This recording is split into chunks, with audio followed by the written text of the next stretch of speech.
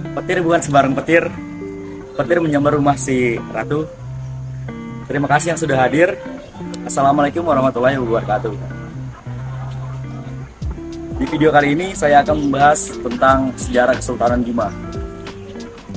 Kesultanan Bima adalah salah satu kerajaan Islam yang saat ini didirikan pada tanggal 6 Februari 1621. Raja Kesultanan Bima yang pertama merupakan raja ke-27 Kerajaan Bima yang bernama Laikai.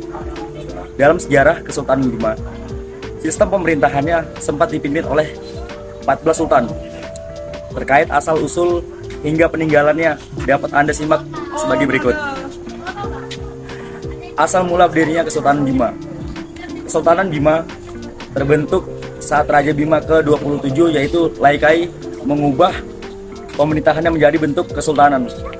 Kesultanan ini berdiri pada tahun 1621 dan berakhir pada masa pemerintahannya pada tahun 1998. Oke, selanjutnya akan dibacakan oleh rekan saya. Baik, saya akan melanjutkan cerita dari saudara Dandi tadi. Pada tahun 1938, wilayah Kesultanan Bima sempat mengalami penyempitan akibat adanya perjanjian yang telah dibuat dengan Gubernur Hindia Belanda. Wilayah kekuasaan Kesultanan Bima bagian timur hanya sampai Manggarai dan sebelah barat ada Dompu. Namun pada tahun 1928, Kesultanan Bima memperoleh kekuasaan Kerajaan Sangar. Raja dan masa kejayaan Kesultanan Bima. Awal mula terbentuknya Kesultanan Bima adalah saat Laikai memeluk Islam sehingga dirinya dinobatkan sebagai Sultan pertama. Sejarah Kesultanan Bima sebenarnya sama seperti kesultanan yang lain, karena Kesultanan Bima juga melalui banyak pergantian raja. Sultan Ismail menjadi salah satu sultan yang menjabat pada tahun 1819 hingga 1854. Saya akan melanjutkan cerita dari Florianus Restola Mahuda tadi. Sultan Bima yang terkenal selanjutnya adalah Sultan Abdul Qadir. Beliau menjadi Sultan ke-8 Bima.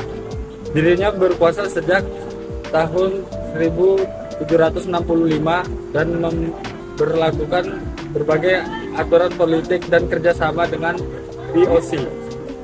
Sultan selanjutnya yang sempat memerintah adalah Sultan Abdul Hamdi. Beliau memimpin Kesultanan Bima mulai tahun 1773 Masehi. Saat masa pemerintahan Sultan Hamid, seluruh kapal-kapal yang berlayar di sekitar Bima memperoleh izin dengan mudah. Sayangnya saat itu perdagangan Kesultanan Bima berada di bawah monopoli VOC. Sultan yang terkenal dari Kesultanan Bima adalah Sultan Muhammad Salahuddin tahun 1915 Masehi. Beliau merupakan sultan yang dikenal karena membawa banyak perubahan.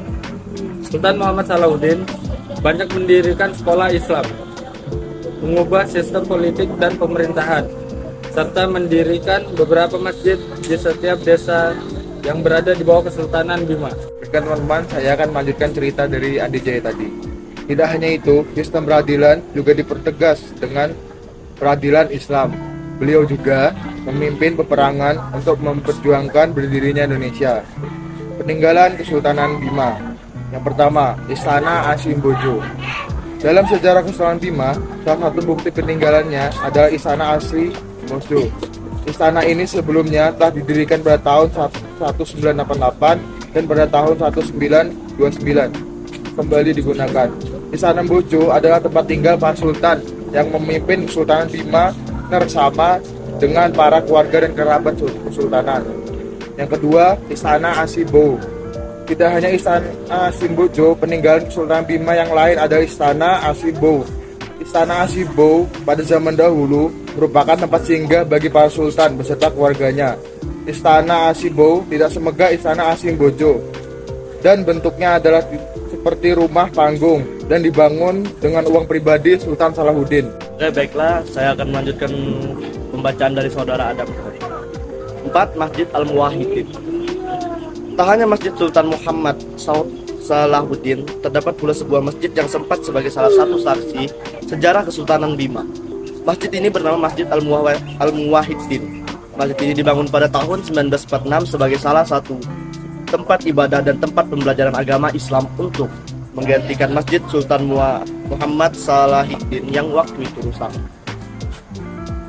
Demikianlah penjelasan terkait dengan kisah Kesultanan Bima. Kerajaan Bima yang awalnya bukanlah menganut agama Islam akhirnya berubah menjadi bentuk kesultanan setelah Lakai sebagai salah satu sultan yang menganut Islam. Hal ini tentu menjadi bukti bahwa pembelajaran Islam di Nusantara sangat luas, tak hanya terpaku di wilayah Jawa saja.